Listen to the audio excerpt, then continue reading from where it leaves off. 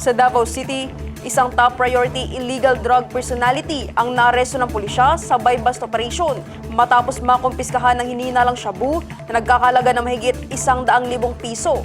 Ang blotter sa report. Isinagawang buy-bust operation madaling araw ng January 23, 2026. Ang operasyon ay nagresulta sa pagkakaaresto ng isang high-value individual na itinuturing ding top priority illegal drug personality. Nasamsa mula sa suspect ang humigit kumulang 21.88 grams ng hininalang shabu na may tinatayang standard drug price na 148,784 pesos.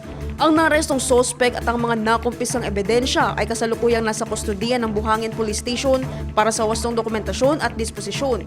Inihahanda na rin ang mga kasong paglabag sa Sections 5 at 11, Article 2 ng Republic Act 9165 o Comprehensive Dangerous Drugs Act of 2002 para sa paghahain sa korte.